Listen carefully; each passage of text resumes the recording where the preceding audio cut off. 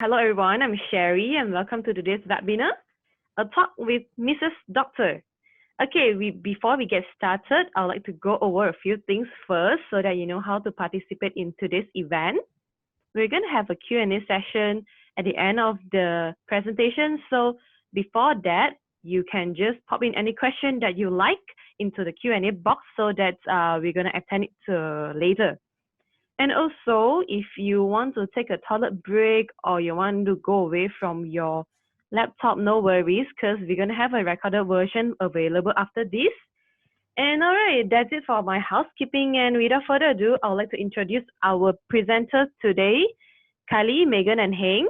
So would you guys like to introduce yourself first? Yeah, Kali, you start. Hi everyone, I'm Kylie. I'm the Senior Education Counselor from AECC Global.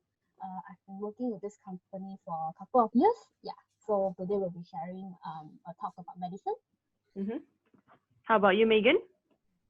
Hello everyone, my name is Megan. I'm a year 4 medical student in the University of Newcastle, Australia. I was a previous IMU student. All right, welcome Megan. And Dr. Heng? Hello, good evening everyone. I'm Dr. Heng. I'm a second year medical officer in Klang, GH, now practicing in Malaysia. Hi, nice to meet you all. Yeah, okay, give a virtually applause to all our speakers today. And yeah, Kali, shall we start? Of course, yes. Okay. So for today, I've prepared a presentation for everyone to go through, like how to apply to medical school and so forth. Okay. So today's agenda, I'll be covering about the university admission process. So how to get into medical schools, routes to become a registered doctor, and the careers and demands of doctors, along as the common area of specialty in Malaysia. Okay, so we will have the Q&A session. So let's, without further ado, I will move on to the next slide. Okay, so generally, we do come across a lot of parents, students actually ask us about medicine inquiry. So the general perception about medicine is that, first of all, a lot of students actually influenced by parents, like both their father and mother is either doctor, that's why they want to study medicine, or maybe their siblings, elder brother, elder sister who is already in medical field, that's why they also want to be in medical field. This is the main reason that why students choose medicine. Secondly, probably it's because maybe all this while they have been doing very good in terms of their grades, like they score really well in SPM or O levels, or maybe in their A levels they score really good, and then to meet up with their good grades, so they choose medicine as the course to further studies. Okay. Thirdly, sometimes we also come across students who actually let us know that, hey, they want to study medicine is because it's a professional courses, and also due to Asians parents, that's why Asian parents would want them to do professional courses like medicine, engineers, accountants. So these are the common norms that happens to students who pick medicine courses. Other than that, we also come across that students who did medicine is because they feel that, oh, professional qualification that will allow them to earn a good income. Yeah, so that is one of the reasons, a few reasons that students actually chose to study medicine. Yeah.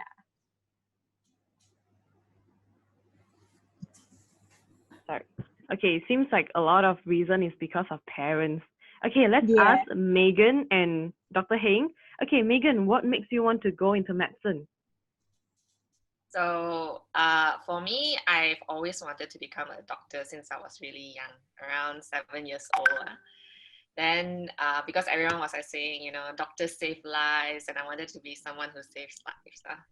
Then when I grew up, you know, reality settled in, and I was actually going between different career pathways, and even thought to become a lawyer. I'm pretty sure many of the attendees here have the same thoughts now, you know, should I do medicine?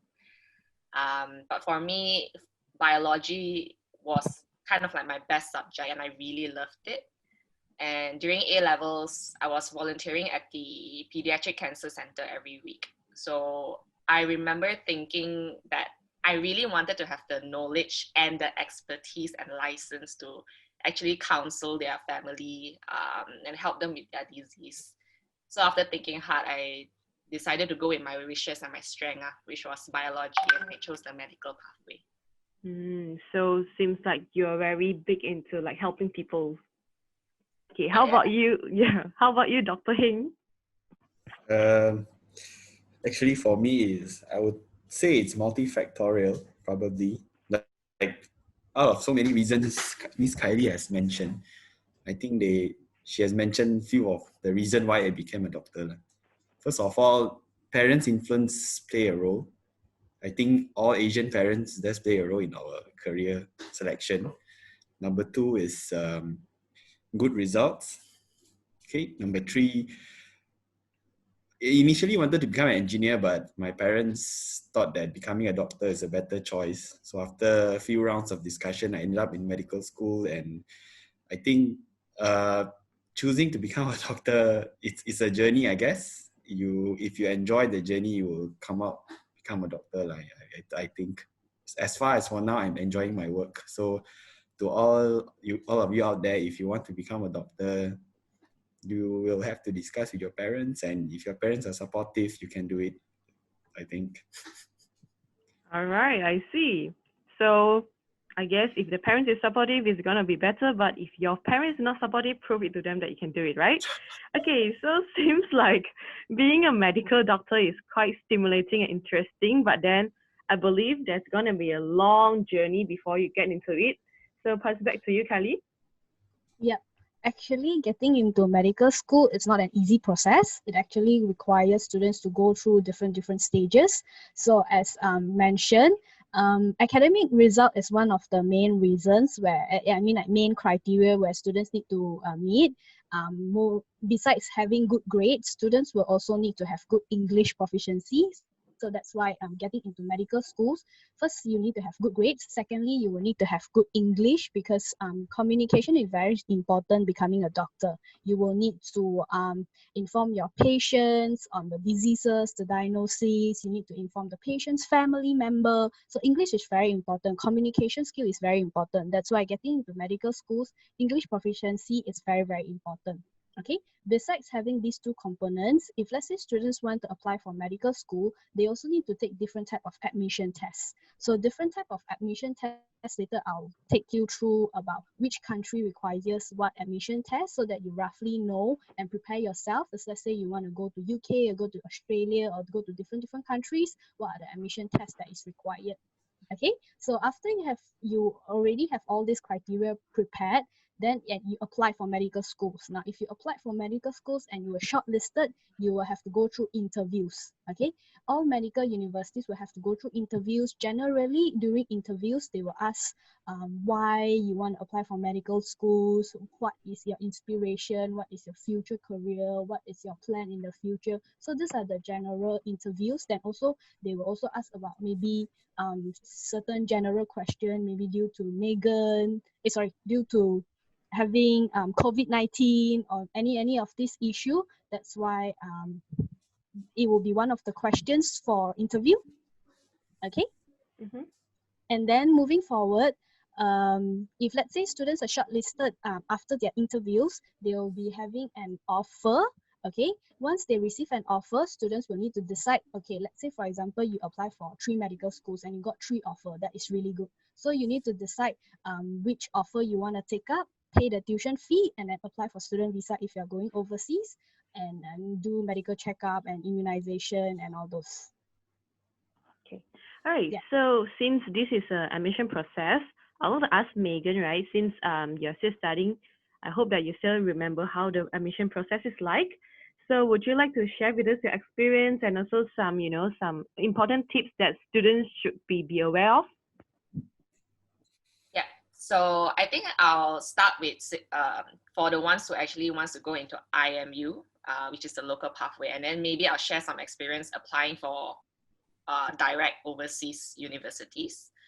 So regardless of any pre-U exams you do, whether it's SAM, A-levels, right? You like what Kylie said, you have to undergo an interview process. usually, I've sat for a couple of uni interview processes, pretty standard. They usually just ask, why do you want to become a doctor? Some will give you ethics scenario, whereby there's no right or wrong question, and it's just more on like how you judge the situations. And then for IMU, there's the partner medical school pathway, and then there's the local pathway. So it's based on your it will have different requirements based on whether you want to go for like overseas university and local. So that's something that you have to check it out with IMU. And then in terms of overseas university, so I had experience applying to the UK ones. So you have to probably sit for like UK CAT or BMAT exams to enter. And I would highly recommend you that prior to taking your exams, you will probably have to like maybe try to get any subject materials on the UK CAT and then practice it, because it's really more on practicing, because the students in the UK usually already have countless of trainings on it. So, but then regardless the interview process, unless you're applying for like Oxford or Cambridge, it's more on like how you are as a person, and then they will just want to see how you are and why you're interested in doing it. So tips, as for now, before you enter medical school, I would say that for your exam subjects, let's say you're taking 4 subjects for A-levels, try to be equal with all of them. It's better to have 4 or 3 A's compared to 2 A star and 2 C's, so be very equal with them. And then also, if you have the opportunity, try to go on like doctor shadowing. It will be a good glimpse of the medical world, especially if you hit for like public postings. So I have a friend who went for doctor shadowing, and she got so turned off because she said she was too emotionally attached to the patients, and it just affected her so much. So it's really good to see whether you are actually compatible with the medical world. And then IELTS. Try to be as prepared as possible before you take your IELTS, because it's very costly. I have friends who took more than 10 times just to get their required grades. It's so costly. So yeah. Okay, it seems like everyone needs to be really, really prepared for all the challenges waiting for you then. You guys can do it. You guys can do it. Yeah. Right. Okay, Kylie. Okay, let's move on. So moving forward here, I'll be sharing about the general overview of finishing a medical degree, and then what are the practicing years, becoming a specialist, how long is the duration. So generally for medical degree, it will take you 5 to 6 years. Okay, after finishing your medical degree, it is compulsory for students to actually go through training years. In different countries, they will name it differently. Like in Malaysia, students will have to go through housemanship for 2 years. Completing housemanship, you will have to go for medical, practice as a medical officers for another 2 years in order to obtain your full licensing. That's why it's a 4 years practicing. In different countries like UK, you will need to work for 2 years to be able to get your license. And then in New Zealand, you also have to apply for you also have to work for 2 years. Yeah, so after training years, students will need to decide, would you want to further specialize, or would you want the maybe stop at your medical officer or your medical officer stage to continue just practice as a doctor, or you want to specialize into different areas. So that's why specialization, it varies. The years varies is because it depends on what type of specialization you want to venture into. Okay, different specialization, some like GP maybe take 3 years, and then maybe into like surgeries or different kind of area will take you more years. Okay, so these are the general overview for students. If let's say you are planning ahead to become a specialist, you need to roughly expect these are the years that you will need to prepare yourself in the future. Okay, so next I'll be speaking about the admission requirements of each different country. Just like Megan just now, you have shared that you actually applied to UK. Yeah, so applying to UK, correct, it's not an easy process, because all this small nitty-gritty stuff actually do matters. in order to be able to get into medical schools. Like for example, usually we would refer to A-levels grades. So regardless you do A-levels, OSMETs, IB and all those, so it will allow you to apply for medical school. The minimum requirements would be 3 A's for A-levels, okay? So you will need to take chemistry as one of your main subjects and either biology, maths or physics. So medical school will look at top 3 subjects. So if let's say you take 4 subjects in your A-levels, they will look at your best 3 subjects, okay? So when you have your A-level score, AS scores, then you can actually apply for through UCAS for application. So UCAS is an application portal where generalized all UK universities will have to apply through UCAS. Just take note that for medicine students who wants to apply for medical school, you need to apply through UCAS before the 15th of October. It's very strictly 15th of October. You can't go maybe say like, oh, it's just 16th of October. No, you can't do that. 15th October is the exact deadline. Okay, so you choose 4 medical schools. UCAS allow you to apply to 5 universities. So 4 medical schools and one last choice maybe will be about, you are interested, maybe your second choice is like biomedicine or biomedical and biomedical science, or you want to go into pharmacy. It depends on your choice. Okay, so if you already decided to apply, and then you will need to look at the schools that you're applying to, which type of admission you should take. Admission tests like UCAT or BMAT. Like just now Megan was mentioning, yes, you will need to prepare yourself for UCAT exams or BMAT exams, because BMAT and UCAT exam, there is certain months they are offering the exam. So for example, BMAT is offering in September, so you need to register yourself before September to be able to sit for the test and apply for UCAS. Okay, English requirements, it varies. Some universities has higher English requirement, some has lower English requirements, but still require English. Yeah. And then after, if let's say you already have all this criteria, students applying to UK also will need to take note of, you will need to prepare a personal statement. A personal statement will share about why you choose medical schools. Do you have go through like any doctor shadowing or any clinic experience? Have you gone into any orphanage, or any of this experience will actually add on your value and also advantage about applying to medical school. Yeah. So if let's say you have already have this prepared, you also need to get your lecturers, your A-levels lecturers, or maybe if let's say you have a doctor who you shadow under, you also need to ask them to write a reference letter for you. Okay, once you finish all this, you will pass through UCAS, and then the universities will get back to you that says that, hey, you're shortlisted. Then you will have to go through the mini interviews and all. Then if let's say you already obtain an outcome, so you will need to take note that it's very important for you to go through the offer letter and make sure that you accept the offer within the time frame. Like for example, they stated that, okay, by when you need to accept the offer, please do take note that please accept that your preferred offer before the deadline. Yeah. I see. So meaning if students want to apply for UK universities, they have to make sure that they apply 1 year earlier, right? So yes. Yeah. So if correct. they miss the timeline, meaning they have to wait for another year, meaning they are wasting their time. Correct. So if let's say you are applying for 2022 intake, you will need to apply in 2021. Like next year, 2021, the intake is starting in September, so you will need to apply by 15 October this year, which is in a couple of days' time. So you will need to start preparing all those already. I see. Okay. Yeah. Okay. So next, I'll move forward to Australia.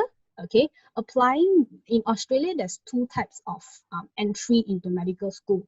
Firstly, I'll talk about is direct entry. That means students who finish year 12, which is A-level, OSMET and all, you will be able to apply for direct entry.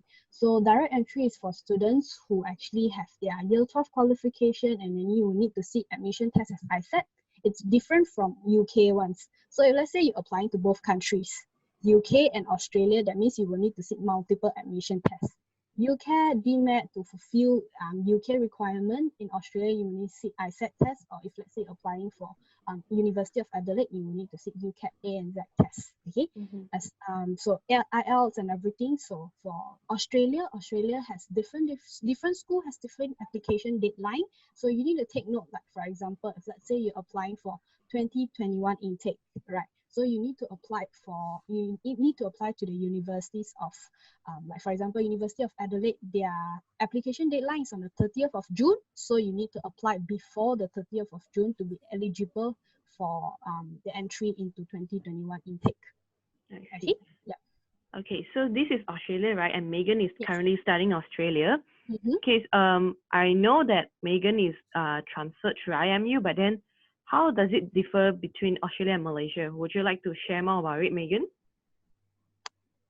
So I think the biggest, so actually in terms of studies and actually the structure of the course, it actually doesn't differ much. There's always a preclinical stage and clinical stage.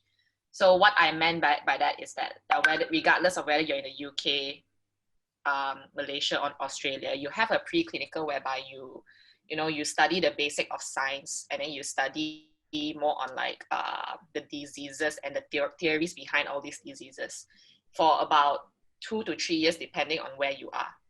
Then after that, you move on to your clinical phase, whereby you really see real life patients, you examine them, investigate them for diseases, and you treat them. The one thing that I think it's very, very different between Australia and Malaysia is, of course, the culture, I would say. So Asians, we being Asians, usually it's tough. It's a bit tougher, like there will be, it's very medical in Malaysia, especially compared to in Australia, whereby they really look at the bigger picture, whereby your social issues all come into play. But then it's because it's a first world country here, so they have the necessity and the means, right, to focus on those. And then of course it's pretty laid back, the lifestyle here, compared to Malaysia. So it really depends on where you want to practice. It's something that you can think about, whether in the UK, whether you want to practice overseas, or whether you want to practice locally. But other than that, medicine is medicine. It's the same everywhere else. You're still treating patients, and the fundamental values of becoming a doctor, it remains the same. I see. So you would say that, okay, in Malaysia, Australia, the application process is like, it's somewhere there, but then it's just a little different, right? Yeah, I would say so. I think what you were realistically speaking, right? If let's say you have never actually tried out Malaysia, how Malaysia works, the system works. If you actually go overseas and then you study there, and then when you come back to Malaysia, you will definitely have a cultural shock, because things are very different. The teams, the consultants, you will always hear a bit of like a bit of a horror story, like in, oh my God, housemanship here is very, very scary and stuff. I think Dr. Heng can explain more about that. But then, regardless, I still think that the fundamental values behind becoming a doctor, you are helping patients, remains the same. Okay, yeah. Dr. Heng, you have anything to say? Practicing in Malaysia, you mean? I've never practiced somewhere else. I've only short attachment in Taiwan and probably Singapore. But like what Megan said, fundamentally it's the same. The principles of medicine is the same, but adapting to the culture will require time, I think. So the first few months of adaptation is crucial, but subsequently, once we are in the system, everyone will be comfortable and you work your way out in the system, usually. Culture, there's good, there's bad, I guess. There are good people, there are bad people, like everywhere in all fields, I think. So it's very subjective to comment on that. But yeah, we just have to work our way, Yeah, and eventually achieve the goal. Yeah, you do you. Okay? Right. Yeah. Say, Kylie? Okay, yeah.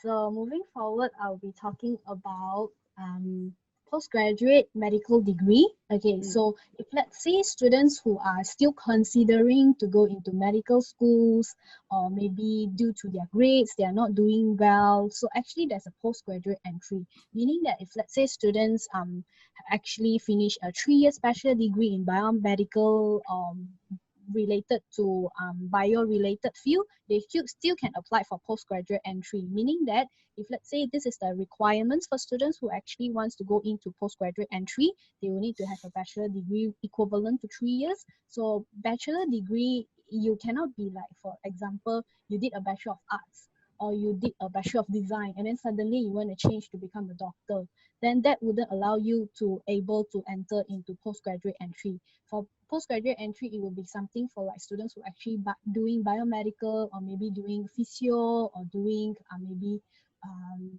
a little bit of maybe into chiro as well, because you have all those anatomy subjects that allows you to understand about humans, skeletal and all those. So that is very important. So if let's say you already did that and then you fulfill the requirements of your GPA, and then you also need to take admission tests, GAMSAT or MCAT, then as other countries and all those, you still have to take IELTS and also go through interviews. Okay, so if you already pass through all this, then you will be eligible to enter into postgraduate entry. In Australia, postgraduate entry is a 4 years degree. It's called Doctor of Medicine. Okay, yeah.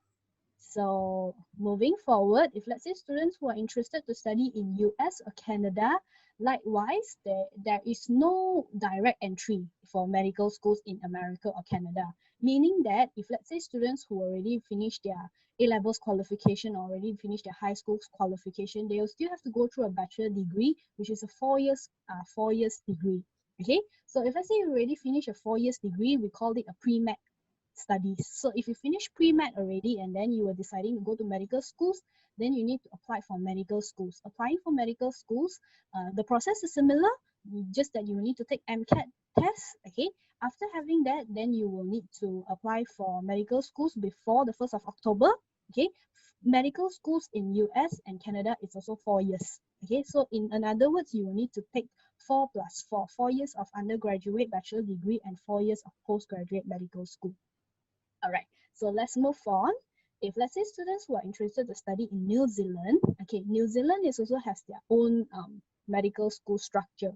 So all students, regardless students wants to go into medical schools, dentistry, pharmacy, all this healthcare profession. So students have to go through health science first year. All right, so after you finish your first year of health science, you will need to apply to the respective professional courses that you want to go into. If let's say Sherry wants to apply to medical school, so she will need to finish her health science first year, apply for medical school. If it's approved, you will enter into second year of medical school. Now, however, if let's say your grades wasn't doing well and then it's very competitive, you are unable to get into second year of medical school, then you will need to finish a 3 years Bachelor of Health Science. Okay, finish 3 years of Bachelor of Health Science, then you move on to apply for graduate school, which is similar to the postgraduate in Australia and also postgraduate in US and Canada. Yeah, so it will be 3 plus 4 years of postgraduate medical school. Okay, yeah, so if let's say students who approve to enter into second year, it will be then you will continue to finish your medical degree and then later on practice as a houseman. All right, okay. So lastly, I'll be talking about applying medical schools in Malaysia. So in Malaysia, there's no limit of how many medical schools you can apply to, as long as you have the grades, you have the IELTS scores, you pass the interviews. Yeah, it is very competitive in terms of getting into medical schools. That's why it would be best that you start your application earlier and then prepare yourself to all the challenges you might be facing.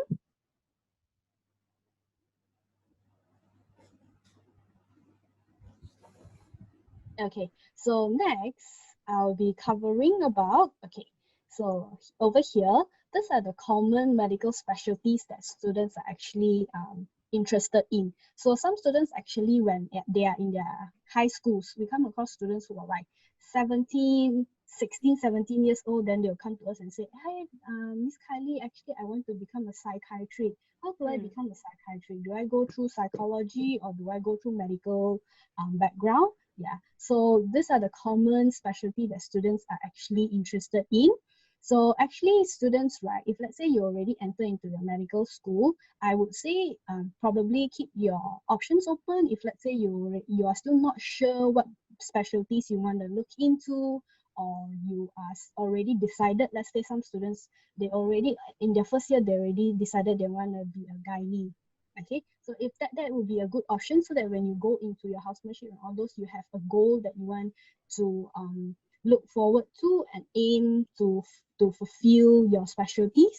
Yeah, so if let's say students who are actually not sure, it's okay for you to explore in your medical schools, explore during your housemanship, your training years, to actually know that which are the specialty that's suitable to you. Okay, these are the general umbrella of medical specialties. There's also subspecialties, like for example, under medical, there is also like dermatology is under medical, different kind of subspecialties under medical that students can actually subspecialize in.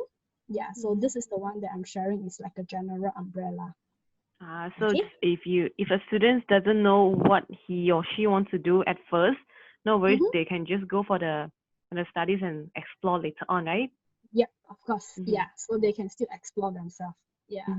Okay, next I'll be covering about the careers and demands in Malaysia. Okay, so I think some of the parents and so some students actually hear the rumors about, hey, now at the moment a lot of medical graduate in Malaysia actually wouldn't be able to get a position in the government hospital.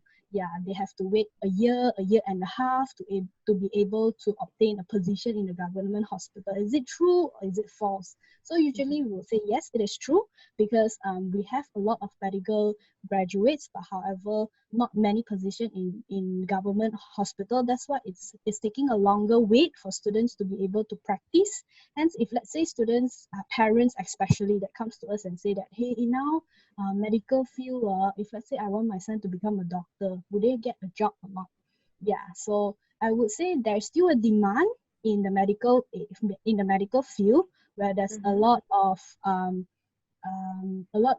specialists needed and so forth. So if let's say students want to be successful, I would suggest students have to go for to become a specialist and a consultant. I see. Yeah. Okay, since we are talking about career and demands, let's ask the doctor. Okay, Dr. Heng, since you're MO right now, right, would you want to share with us your experience from after you graduated, becoming HO until now, and what is your plan? Are you planning to become a specialist? Yeah, my plan now, actually, I'm in Department of Surgery. So my plan is to pursue further in surgery. So eventually I will get into the program in Malaysia and pass out as a surgeon. So actually it's I would say in medicine is always lifelong learning. So we don't usually say there's a stop to learning. The older we become, the more things we learn, I think. So it's still a long journey ahead of me. But yeah, I think that's how all medical school train their students to be. So it's always learning and learning and learning. So exams is just every day. I mean, not every day, probably once or twice a year, an exam is a normal thing. Yeah. So would you say your life is always, a lot of people say, oh, doctor, you have to be on call 36 hours, cannot sleep, cannot eat, and always gonna your patients go and all that thing. Is it true? I mean, on-call system is still being practiced in Malaysia, especially for medical officer. I mean, you do have bad calls and good calls, just like every one of us out there. You have good day and bad day at work, I suppose. So on-call is just, if you look at the bright side, it's a way of training us to become a better doctor, I say. And also to manage the shortage of doctors. We have not enough doctors to run into shift system yet. Which I think some countries are practicing shift system to minimize error, to reduce the working hours. But unfortunately, in Malaysia, we're still practicing on call. How would I feel about on call? Actually, on call is just the when you get used to it, on call is just another day on duty, I would say. And every day you learn something new. Yeah. Yeah, since you said, okay, there's actually not enough doctors on the shift, meaning you guys actually looking for more doctors coming in, right?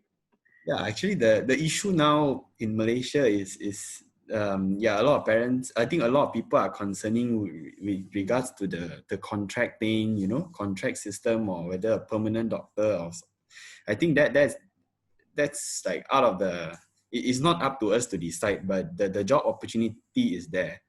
When a fresh graduate has graduated from medical school, if you follow the way you register yourself to the MMC, Malaysian Medical Council, you will eventually get a job. Now they promise it's less than a year, you will get a place in housemanship. So on completion of your housemanship, it's always like few levels of assessment and competency and all sorts of things. And from there, you will discover what you want to do, and eventually you will find your way of doing the things you like. Because medical, like Miss Kylie has shown a chart regarding different specialty. Because I think in the world of medicine is very, very wide. It's you can divide into so many specialty, where some specialty you don't see patients at all. Like pathologists, you don't see patient at all. You just see slides, but you still play a major role in managing a patient's disease. So it is up to a different people, different character, different personality, and many many specialties for you to choose actually. So if a person is in medicine, I think you have a lot of choices. You have a lot of choices in your future lah. Don't just mention like, oh, is it like this so bad, the on-call is so bad, because some specialty they don't have on-call. So you do have a lot of choices in medicine. It's just up to you to choose actually. I see. So what would you say is the most challenging part throughout your housemanship until medical officer? Most challenging. I think honestly, I'm quite a positive person, but the challenging part, of course, is always exam, I guess. Okay. Exams is always the headache. When exam comes, everybody can't sleep, can't eat properly, everybody just stress and just study, but it's always, in medical school, they taught about teamwork.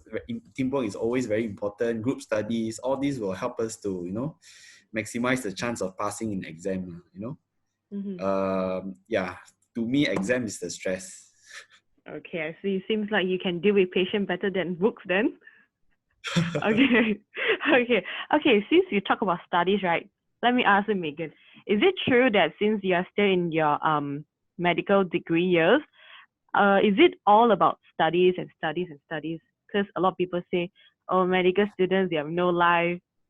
You always just books. Is it true? No. Doctors are humans, we still need our work-life balance. It's true that I think it's a lifelong learning, as what Dr. Hing says. You will never finish studying in medicine, ever. But it's one of I think you can take it as one of the joys. If you like learning a lot, it'll be actually very fulfilling and very fun, At the same time, it depends on how you study also to reduce the burden. So some people like to study constantly, every day, bit by bit. Whereas some people have different studying strategy. But regardless, it's still a syllabus when you enter medical school. So your lecturers will always list out, your learning outcomes and stuff. You just have to study based on that, study on what you need to know to be able to work as a safe doctor at your level, as a houseman level. Of course, when you're a specialist, you have to learn everything. But in houseman, there's just there's a scope in which you need to know.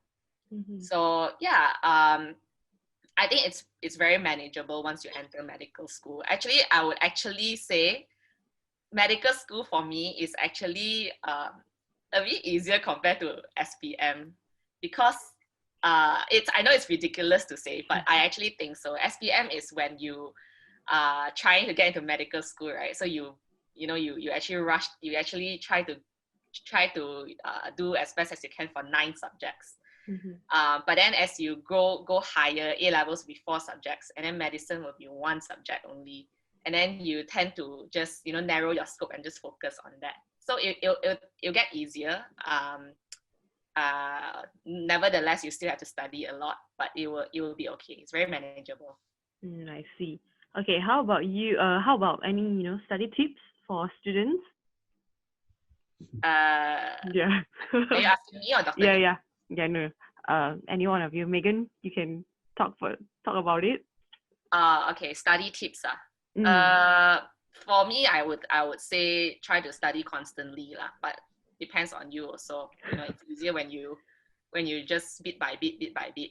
Mm-hmm. Yeah, I think study smart also. Study based on what you have to learn. And try to love medicine, because like Dr. Hing says also, it's lifelong. It's like a mountain. The more you study, the more you will need to, like, it will go higher. You know, even when you're a specialist, you still have to study.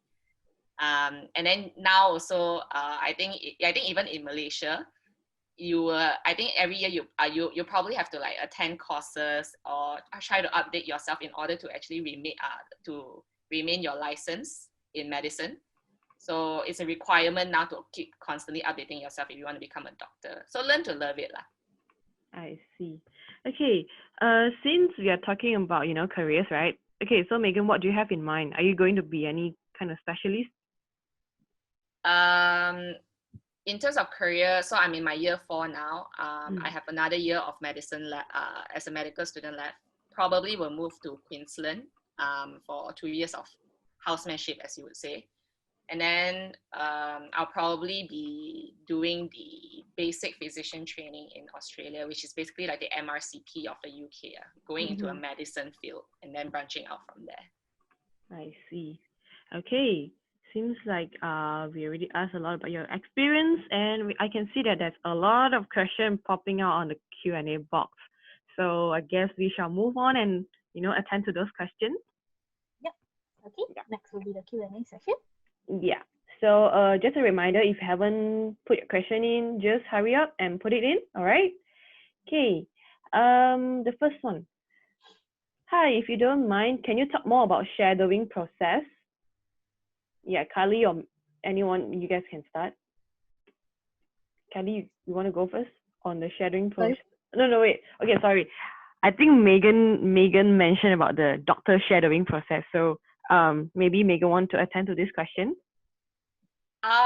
Yeah. So usually it's when you know people who are in the medical field, and then you kind of like, take a week to shadow them. But don't worry, if you don't know people, you can always try to send an email or apply to the hospitals, whether private, public, GP, and then ask, like, introduce yourself. I'm interested in doing medicine. Can I have, like, a period of time to shadow you, just to check out how's the lifestyle like?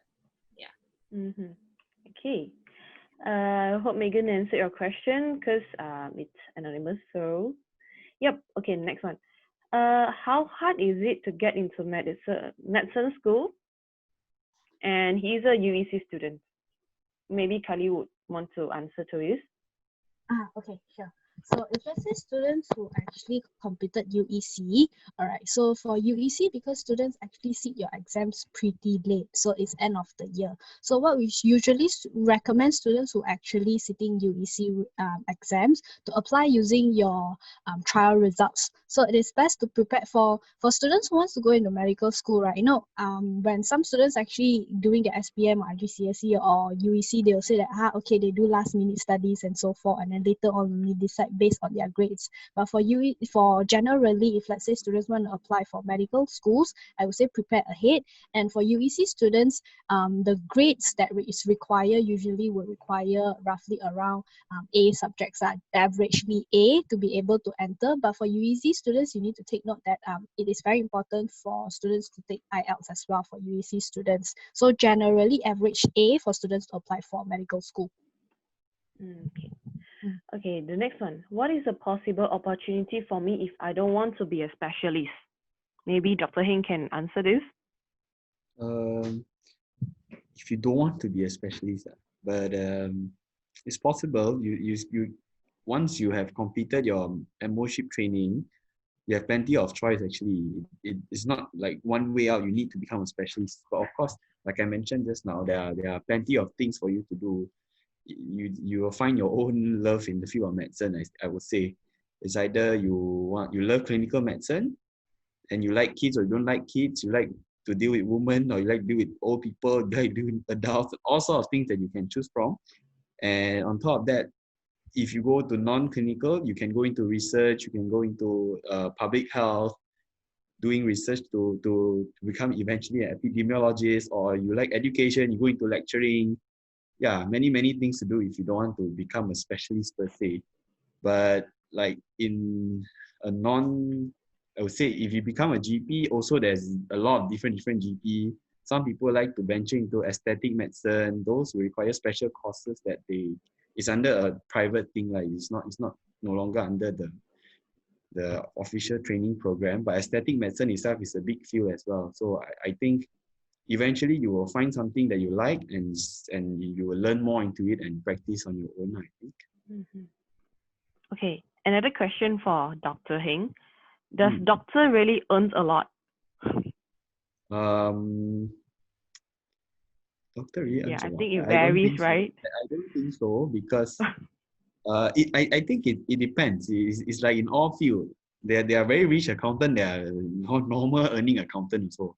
A rich lawyer and a normal earning lawyer. Same goes to doctor.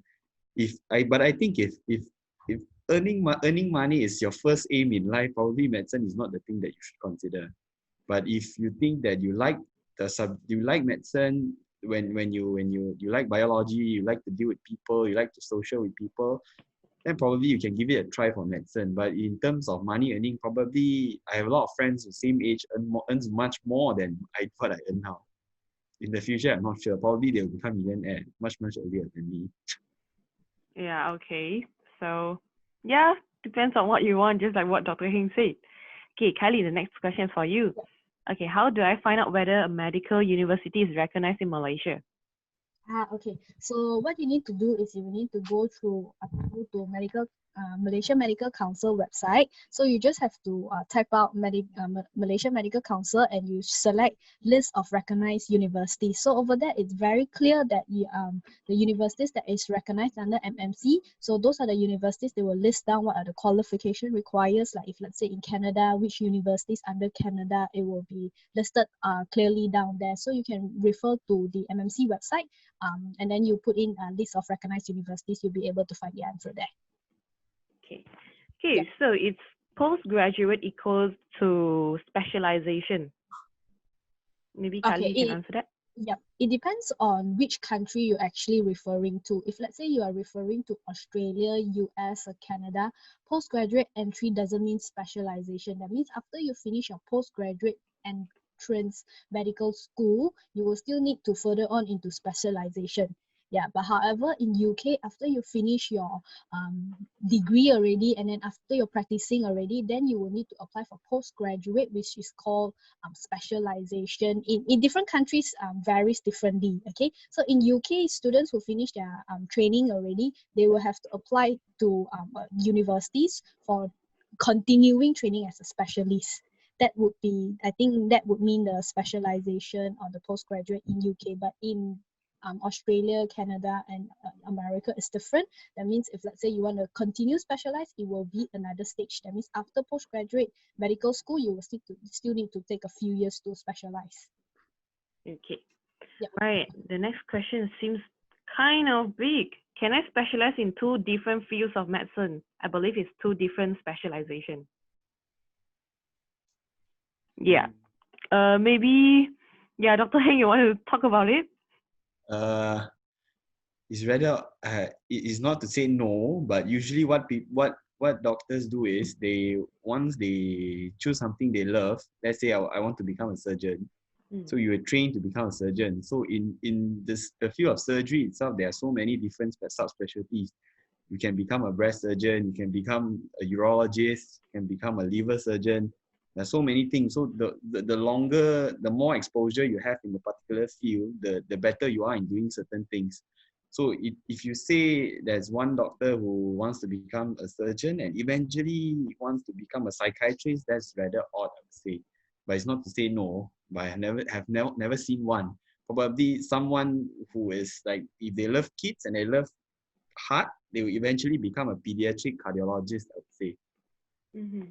I see. So we'll come back to nothing is impossible then.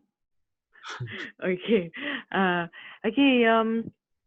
For a very interesting question, for those that study medicine, do you guys really need to sleep with a dead body? Maybe Megan, you can answer to it. I like this. Where did you even get the thought for this question? Definitely no. You don't have to. you don't have to sleep with a dead body. But I think you have to deal with one, right? There will be posting opportunities where you can see an autopsies. Yeah, so you'll probably be able to see one, like how they dissect the dead bodies and stuff like that. But you definitely don't have to sleep with it. I see. Okay, so how about Dr. Hing? What do you have to say with a dead body kind of thing? Particularly for this question, I don't think we need to sleep with a dead body, but because I study in IMU, IMU will only have quite minimal exposure to cadaver. So we use a lot of models and videos for anatomy classes.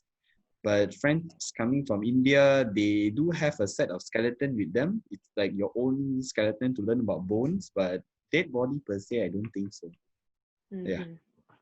Yeah. So yeah, you got your question answered. All right. Seems like okay. One more question. What subject should I take in Form 6, and what minimum result I should get if I wish to study dentistry in local university? Okay. We're actually talking about medicine, but maybe Kali, you want to attend to it a quick one? Okay, so if let's say you're interested in the dentistry, you will need to take sciences, biochemistry, physics, and also mathematics, because Form 6 you will need to take the pengajian awam also. So that is the 5 subjects that you need to take in order to enter into medical school. I would say at least minimum CGPA of 3.8 and above. Yeah, because to enter into local universities for dentistry, the requirement is pretty high. Okay. All right. It seems like we answered all the questions. And okay, to attend to our GrabFood voucher winners today, why not? Because we need 3 winners, so why not each of you choose one? Out of all the best questions. Yeah, maybe Kylie, you want to start first? Oh, okay. So Yeah. I would be choosing questions about can students actually able to specialize in 2 specialty, because this is a question that I rarely come across. Yeah. Okay, so all right. And I guess this winner got the voucher, but we can't see your name, unfortunately. So please get in touch with us after this so that you can claim your voucher. And Megan, would you like to choose one for us? Probably about the shadowing process. Yeah, I think it's good. Good that you have an interest in it. All right. And Dr. Hing?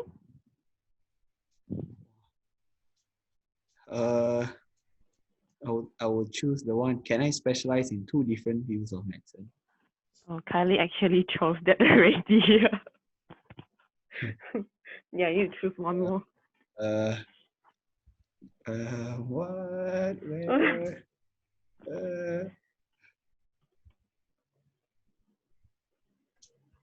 Okay, hi. Actually, I would like to choose the one that the UEC student that wants to get into med school. All right, it seems like we got our, yeah, because, okay, one more last question. Is the applying for MU get straight A's in tri-exam necessary? Maybe Kylie, you want to attend to this? It's applying to IMU getting straight A's for trial exams. Because the entry requirements for IMU, I think it's BBB. So if let's say you already get a BBB in your AS results, you'll be entitled to apply. But however, you will still need to go through the admission process because there's a limited seats with IMU. So it's, let's say, for example, they are taking 150 students, they will need to, that means academic is just part of the requirement. So you will still need to go through the full process. But with 3Bs, minimum 3Bs will be eligible to apply for medical schools already. Okay. All right. One more last question that just popped in not long ago. If I want to study in IMU and further study in England, so I need to choose A level straight away and then apply for medical school. Is it true? It's like, yeah. Oh, okay. I'll answer to this. Now, if let's say students who wants to study IMU, like what Megan mentioned, going for the PMS Partner Medical School, so students not necessarily have to just choose A levels. You can also choose other qualification like um, um, IB, Australia matriculations, IMU also takes in their own foundation. They also have their foundation in science that allows students to go into their medical schools. And then also like Monash foundation years also be acceptable. And also if let's say you are from local matriculation, it's also allow you to go into IMU.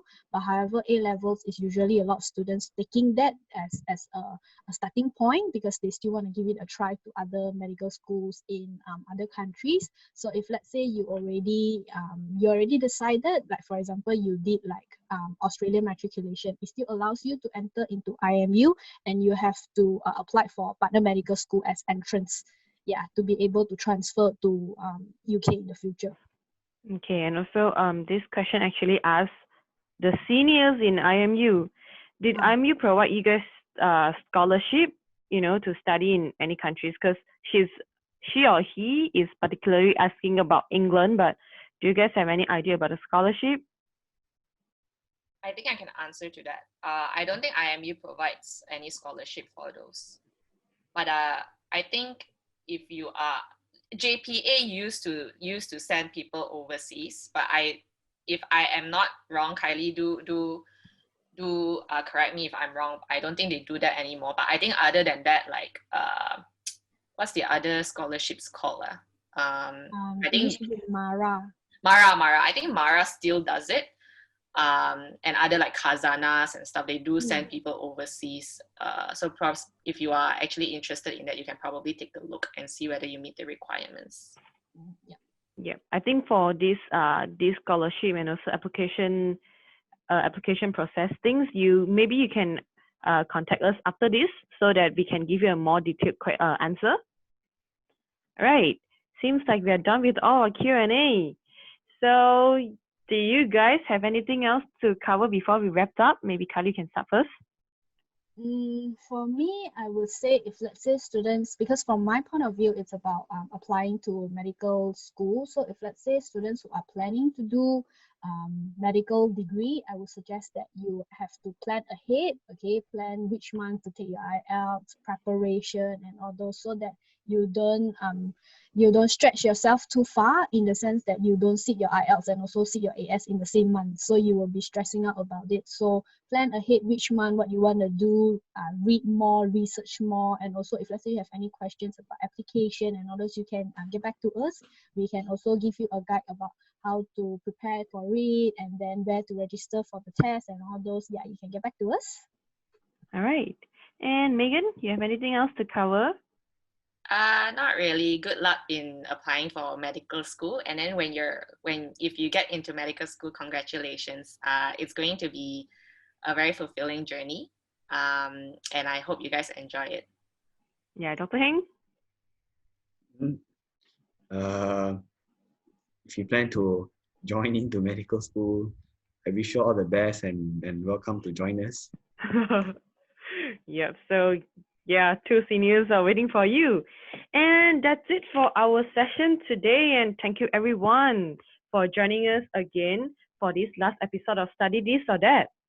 All right, that's all for our season 1 Study This or That. And I hope you guys enjoy all the subject that we prepared previously and also today's. And we wish to see you again. And also, if we didn't answer your question, you can just contact us through the inquiry email. Also, can directly email Kylie or even WhatsApp on her phone number. Okay? So see you again. Maybe there's another season 2. So if you have any subject that you want to learn more, you can just pop in the question box or even tell us on any platform that you like. All right, and I hope to see you guys again. Have a good night and bye-bye. Bye everyone. Stay Bye. safe.